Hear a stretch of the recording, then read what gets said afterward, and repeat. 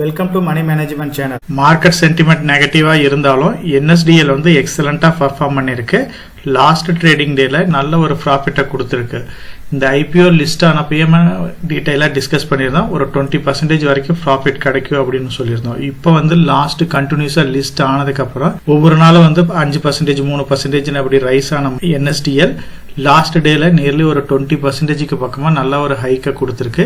இந்த கம்பெனியை பொறுத்த வரைக்கும் 880க்கும் 1339 இதுக்கு நடுவில் ட்ரேட் ஆயிட்டு இருக்கு. NSDL IPO வந்து நம்ம ஸ்டார்டிங்லேயே டீட்டெயிலாக டிஸ்கஸ் பண்ணோம். ஆப்பர்ச்சுனிட்டி கிடைக்கும், கண்டிப்பாக இதை அப்ளை பண்ணுங்க அப்படின்ற மாதிரி டிஸ்கஸ் பண்ணியிருந்தோம். சேம் நம்ம டிஸ்கஸ் பண்ண மாதிரியே NSDL வந்து ஒரு நல்ல லிஸ்டிங் கெயின் பிளஸ் இதை வந்து நம்ம லாங் டேர்ம் பாயிண்ட் ஆஃப் வியூல நான் கன்சிடர் பண்றேன் அப்படின்னு சொல்லியிருந்தேன். ஸோ அதுக்கு உண்டான பெனிஃபிட் வந்து கிடைச்சிருக்கு. பர்டிகுலரா இந்த ஸ்டாக்கை பத்தி நம்ம டிஸ்கஸ் பண்றப்ப டீட்டெயிலா ரெண்டையும் கம்பேர் பண்ணி பார்த்திருந்தோம். CDSலையும் NSDLலையும்.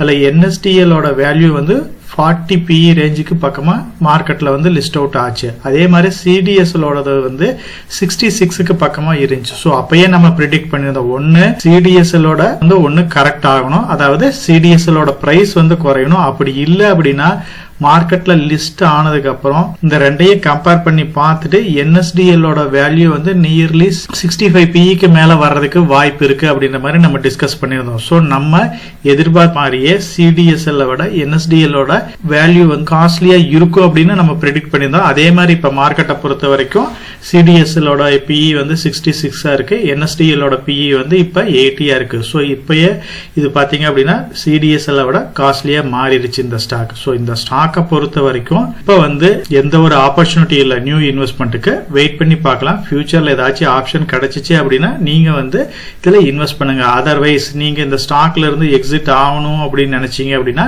நல்ல லிஸ்டிங் கெயின் இருக்கு. ஸோ மேக்சிமம் அது என்ன ரீச் பண்ணுமோ அதாவது ஓரளவுக்கு ரீச் ஆயிருக்கு, இதுல இருந்து எக்ஸிட் ஆகலாம். அதர்வைஸ் நீங்க லாங் டேர்ம் பாயிண்ட் ஆஃப் வியூல ஹோல்ட் பண்றீங்க அப்படின்னா கண்டிப்பா இதை ஹோல்ட் பண்ணலாம். இதுக்குமே நல்ல ஃபியூச்சர் growth இருக்கு. எனக்கு IPO அலாட்மெண்ட்ல கிடைச்சிச்சு. இந்த ஸ்டாக்கை வந்து நான் இப்ப செல் பண்ற ஐடியா இல்ல, லாங் டேர்ம் பாயிண்ட் ஆஃப் வியூல இதை ஹோல்ட் பண்ணலான்ட்டு தான் இருக்கிறேன். HDFC Finance பொறுத்த வரைக்கும் இதையுமே நம்ம டீடைலா டிஸ்கஸ் பண்ணியிருந்தோம். பெரிய ப்ராஃபிட் கிடைக்கிறதுக்கு வாய்ப்பு இல்ல. மார்க்கெட் ஃபால் ஆச்சு அப்படின்னா நியர்லி அதோட IPO பிரைஸுக்கே வர்றதுக்கு வாய்ப்பு இருக்கு அப்படின்ற மாதிரி டிஸ்கஸ் பண்ணியிருந்தோம். அதே மாதிரி பாத்தீங்க அப்படின்னா இப்ப நியர்லி IPO பிரைஸ்க்கு பக்கமா தான் HDFC Financial Services வந்து ட்ரேட் ஆயிட்டு இருக்கு. ஸோ இதை நீங்க இமீடியட்டா வந்து எக்ஸிட் ஆகணும்னு இல்லை, கொஞ்சம் ஓவர் வேல்யூஷனா தான் இருக்கு. இதுவுமே வந்து லாங் டேர்ம் பாயிண்ட் ஆஃப் வியூல நல்ல ரிட்டர்ன் கொடுக்கக்கூடிய ஸ்டாக் தான். இந்த ஸ்டாக்குமே எனக்கு IPO அலாட்மெண்ட்ல கிடைச்சிச்சு. ஒரு 2 டேஸ்க்கு முன்னாடி கொஞ்சம் நெகட்டிவா கூட போயிட்டு இப்ப மறுபடியுமே வந்து IPO லிஸ்டிங் பிரைஸ்க்கு இருக்கு. இதையுமே நான் வந்து லாங் டேர்ம் பாயிண்ட் ஆஃப் வியூல ஹோல்ட் பண்ணலான் இருக்கேன். இந்த ஸ்டாக்கை பொறுத்த வரைக்கும் NSDL மாதிரி ஸ்ட்ராங்கா இருக்காது, உங்களுக்கு ஆசிலேஷன் இருக்கிற ஸ்டாக்கா தான் இருக்கு. ஸோ அதை பேஸ் பண்ணி நீங்க டெசிஷன் எடுத்து ரிமைனிங் ஸ்டாக்ஸ்னு பாத்தீங்க அப்படின்னா நம்ம சேனல் மெம்பர் நடராஜன்ன்றவர் ஒரு சில ஸ்டாக், அதாவது pharma செக்டர்ல doctor Reddy, Zydus life science பத்தி டீடைலா கேட்டிருக்காரு.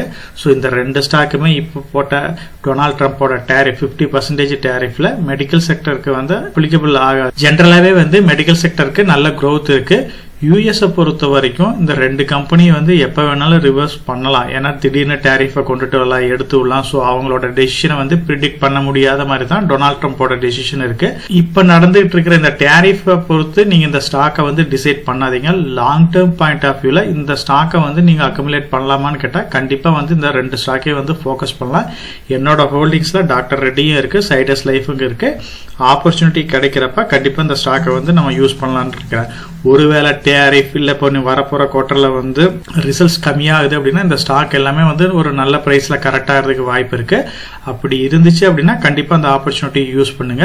ஒரு குறிப்பிட்ட டைம் பீரியட் கொடுத்தீங்க அப்படின்னா எக்ஸலண்டான வெல்த்தை வந்து இந்த ஸ்டாக்ஸ் எல்லாமே கிரியேட் பண்ணும். இப்ப இருக்கிற சிச்சுவேஷனை பொறுத்த வரைக்கும் கம்பேர் பண்ணி பாத்தீங்க டெப்ட் ஈக்விட்டி ரேஷியோ வந்து ரெண்டுக்குமே 0.14 தான் இருக்கு. ஓரளவுக்கு கடன் இல்லாத கம்பெனி மாதிரி தான் இருக்கு.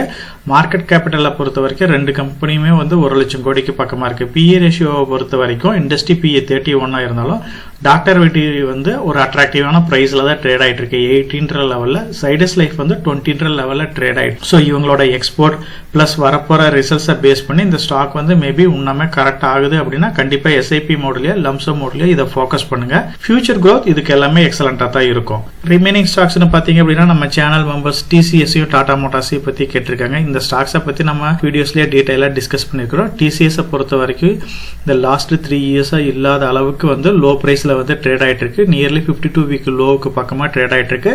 டாடா மோட்டார்ஸும் வந்து நல்லா கரெக்டாக இருக்குது. இது ரெண்டுக்குமே வந்து ஒரு நல்ல ஆப்பர்ச்சுனிட்டி இருக்குது. இப்போ இமீடியட்டாக நமக்கு கிடைக்கல அப்படின்னாலும் டிசிஎஸை பொறுத்த வரைக்கும் ஐடி செக்டரில் லே ஆஃப் இந்த மாதிரி நிறைய ப்ராப்ளம் இருக்குது. டாடா மோட்டாரை பொறுத்த வரைக்கும் இதில் கூடிய சீக்கிரம் அந்த ஸ்பிளிட்டுக்கு எல்லாமே இப்போ வெயிட் பண்ணிட்டு இருக்கிறோம். அதாவது கமர்ஷியல் வெஹிக்கிள் தனியாகவும் பேசஞ்சர்ஸ் வெஹிக்கிள் தனியாகவும் இவங்க பிரிக்க போகிறாங்க. அது இல்லாமல் ஒரு சில அக்விசிஷன் வந்து டாடா மோட்டார்ஸ் பண்ணிட்டு இருக்காங்க. இந்த ரெண்டு ஸ்டாக்ல இமீடியட்டாக நீங்கள் வந்து ப்ராஃபிட் வேணும் அப்படின்னா அது கொடுக்கறதுக்கு வாய்ப்பு கம்மியாக தான் இருக்குது இப்போ இருக்கிற situation. Long term point of வியூவில் ஐடி செக்டரில் தவிர்க்க முடியாத கம்பெனியாக தான் டிசிஎஸ் இருக்குது. அதே மாதிரி ஆட்டோமொபைல் செக்டர்லயே டாடா மோட்டார்ஸ் வந்து தவிர்க்க முடியாத கம்பெனியா தான் இருக்கு.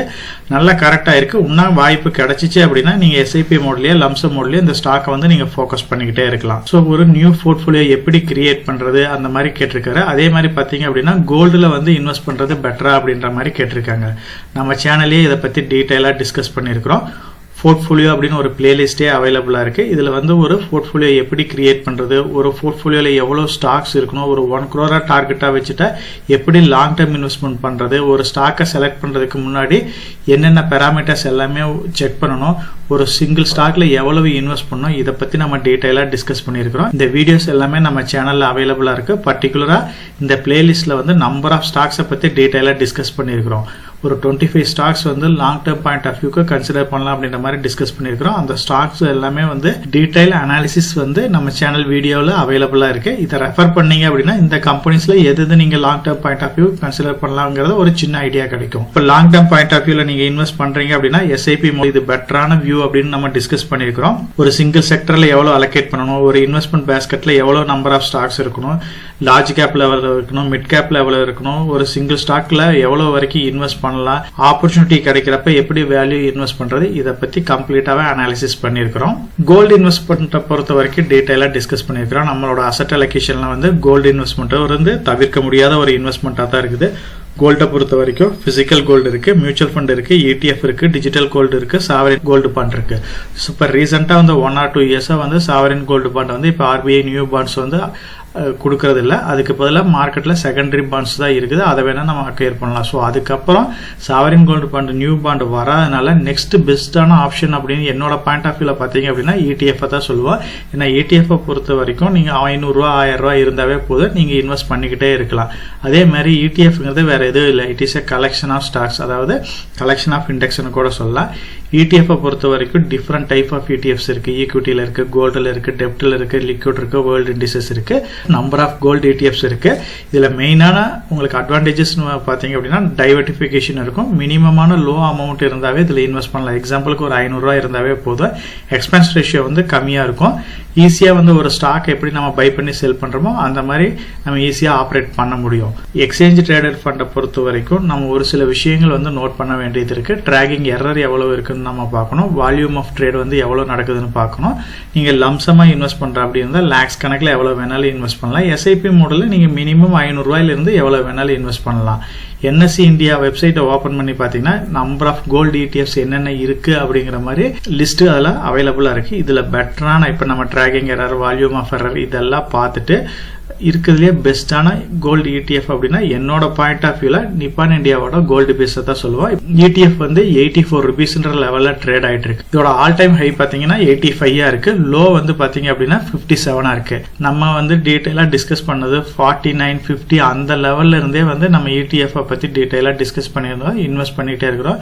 என்னோட ETF ஆவரேஜ் பாத்தீங்க, அதாவது கோல்டு பீஸோட ஆவரேஜ் பிரைஸ் வந்து 56 இருக்கு. ஸோ இப்போ வந்து இதுல எனக்கு ஒரு நல்ல பெனிஃபிட்டை தான் கொடுத்துருக்கு. இதுவுமே வந்து இன்னும் மேல போறதுக்கு தான் வாய்ப்பு இருக்கு. கோல்டு இன்வெஸ்ட்மெண்ட்டை பொறுத்த வரைக்கும் உங்களோட அலோகேஷன்ல 5 to 10% இருக்கிற மாதிரி பாத்துங்க. அதனால கண்டிப்பா ஆப்பர்ச்சுனிட்டி கிடைக்கிறப்ப மாசம் மினிமமான ஒரு இன்வெஸ்ட்மெண்ட் அமௌண்ட்டை வந்து நீங்க கோல்டு பீஸ்ல வந்து இன்வெஸ்ட் பண்ணலாம். ஃபைனலா இந்த வீடியோவை பொறுத்த வரைக்கும் NSDL IPO இருக்கு அப்படின்னா நீங்க லாங் டைமுக்கு ஹோல்ட் பண்ணுங்க, நல்ல ரிட்டர்னை கொடுக்கும். ஷார்ட் டைம்ல ப்ராஃபிட் புக் பண்ணிக்கிறா போகுது அப்படின்னா இப்போ ஒரு நல்ல பிரைஸ்ல தான் இருக்கு.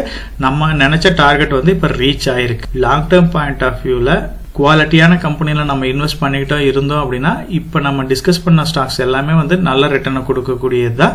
ஸோ உங்களோட ஹோல்டிங்ஸ்ல என்னென்ன ஸ்டாக்ஸ் இருக்கு, நீங்க எதை லாங் டைமுக்கு ஹோல்ட் பண்றீங்க, NSDL IPO வந்து நீங்க லாங் டைமுக்கு ஹோல்ட் பண்ற போறீங்களா இல்ல ப்ராஃபிட் புக் பண்ண போறீங்களா அப்படிங்கறத கமெண்ட் செக்ஷன்ல போஸ்ட் பண்ணுங்க. அது வந்து நம்ம சேனல் மெம்பர்ஸ்க்கும் சப்ஸ்கிரைபருக்கும் ரொம்ப சப்போர்ட்டா இருக்கும். நம்ம சேனல் மெம்பர் கம்யூனிட்டியில போர்ட்ஃபோலியோ அப்டேட், அதாவது என்னோட போர்ட்ஃபோலியோல என்ன ஸ்டாக் பை பண்ற, என்ன ஸ்டாக் செல் பண்ற, என்னென்ன சேஞ்சஸ் பண்ணிட்டு இருக்கேன், இதை பத்தி இன்ஃபர்மேஷன்ஸ் வந்து ஷேர் பண்ணிட்டு இருக்கேன். டெய்லி மார்க்கெட் அப்டேட் வந்து முடிஞ்ச வரைக்கும் போஸ்ட் பண்ணிட்டு இருக்கேன். கார்பரேட்ல என்னென்ன ஈவென்ட் இருக்கு, நம்மளோட இந்திய எக்கனாமியை பத்தி ஒரு சில யூஸ்ஃபுல்லான இன்ஃபர்மேஷன்ஸ் எல்லாமே ஷேர் பண்ணிட்டு இருக்கோம். மெம்பர் கம்யூனிட்டில ஜாயின் பண்ணி இதை ரெகுலரா ஃபாலோ பண்ணீங்க அப்படின்னா உங்களுக்கு நாலேஜ் இம்ப்ரூவ் ஆகிறது மட்டும் இல்லாம உங்களோட போர்ட்போலியோவை ஹெல்த்தியா பில்ட் பண்றதுக்கு எல்லா வகையிலையும் சப்போர்ட்டிவா இருக்கும். நான் ஒரு செபி ரிஜிஸ்டர்ட் அட்வைசர் கிடையாதுங்க.